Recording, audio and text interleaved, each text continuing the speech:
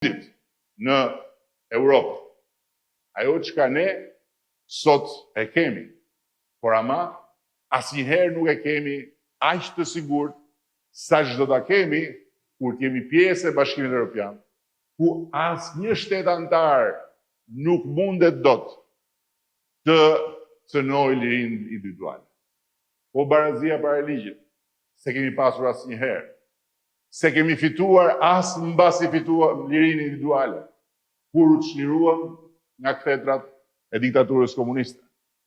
Vetëm sot, vetëm në këto vite të fundit, fal reformës në drejtësi, fal rrugës që ne, Partia Socialiste e Shqipërisë dhe askush tjetër, i hapëm drejtësisë së re, shqiptarët po shohin përpjekjen e parë në histori për të vendosur barazinë para ligjit.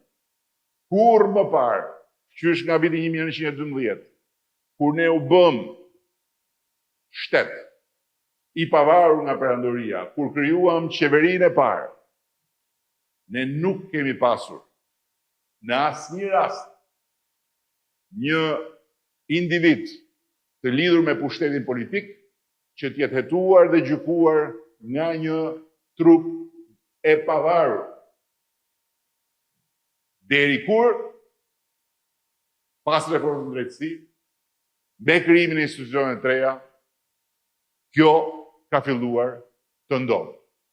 Dhe ka filluar të ndodhë për arsyen e vetme, sepse ne i kemi dorëzuar drejtësisë vullnetarisht, me një vizion shumë të qartë, me një vullnet të palëkundur, dhe me një vetdije po aq të qartë se çfarë do të sillte kjo si kosto edhe për ne, shpatën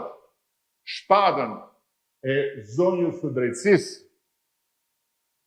e cila atë shpatë e mban qysh në lindjet kohërave demokratike, apo qysh në lindjet të kohërave shtetërore për botën, ndërkohë që në Shqipëri nuk e kishte deri kur ja dorëzuam ne. Ajo shpatë ka qëndruar në zyrën e të parit të qeverisë, që nga 1912 deri kur unë arrita në atë zyrë.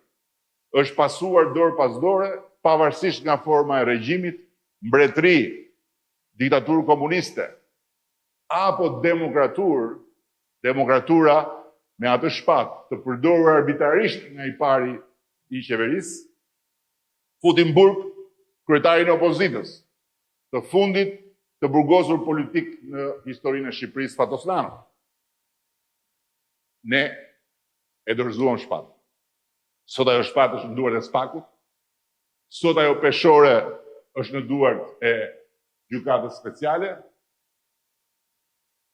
dhe sot ne jemi garantët e vetëm të kësaj historie të re, të cilën bufi Knetës, bashkë me të gjithë të tjerët rreth tij, përbetohen se do ta kthejnë përmbys.